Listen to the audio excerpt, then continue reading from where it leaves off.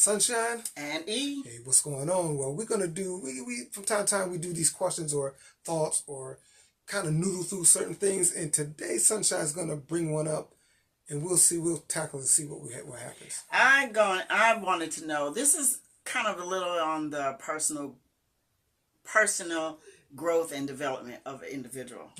Okay. So my thought is, how do you overcome a fear, and a fear of change, and then a fear of failure? Mm-hmm.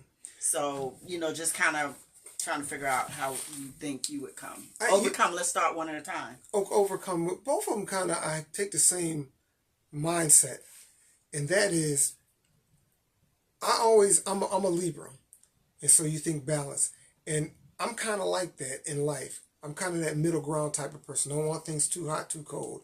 I'm kind of in between. And so I always had the thought process in almost anything I did. If I try something, I'm comfortable with trying things new, because if it's a group of us doing it, I might not be the best, but I'm sure not going to be the worst. So I can learn whatever I need to do. So I'm not scared or afraid of trying something, because I know that I'm going to fall somewhere in the middle, and then I can improve for that point on. And for the most part, it works out there. I always just felt that I could always be at least better than a few of the people that's trying it too. So I don't really fear things like that. Actually, when I was involved with anything and they asked, like, who wants to try first, I always wanted to be the first one, because I don't know, that I figure if I could tackle that, then it'll come more easy, and that kind of helps other people. I'm the opposite. Yeah, okay. I mean, cut you off. I'm the opposite. I like to get somebody out there, and not just even one person, a couple of people. I like to get an idea of where are we really going with this. So before I even step out there, because I might be going off in a whole nother direction than what you are really asking. Yeah, that's true. That's true. So I like to know, am I really in this conversation, or am I really someplace else? Because sometimes your understanding of something, my understanding may be different. Right. But my thing of growth and development, and I'm going to take this as an example, when we were having children. Mm-hmm. And I always set up the babysitting, the child care, and all of that kind of stuff. So I had it worked out to a T. Mm-hmm. What time I left from home, got everybody up. What time I left home, got to drop this person off at school, this one at daycare, this one at babysitter. So my thing is changing that. I have to put things in place, and I have to look down the line. And even today, with our oldest son that we have to deal with, I can't just take vacation. I have to look down the line and make sure that everything is in place. So I don't know if that's a failure or a growth or a stabilization. I don't know, but I don't have a problem in changing stuff. It's just that I have to noodle and put things together in order to make the end piece work. I can't just say, okay, let's do this. Here we are.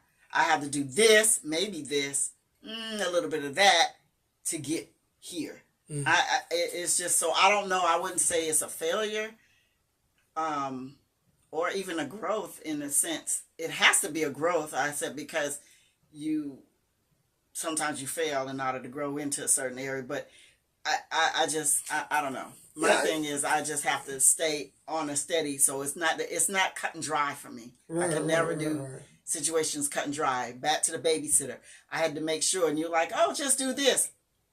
I can't, because then the one getting out of school, and then I got to get over here, and from work over here, and I can't get over here. So I have to put things in place.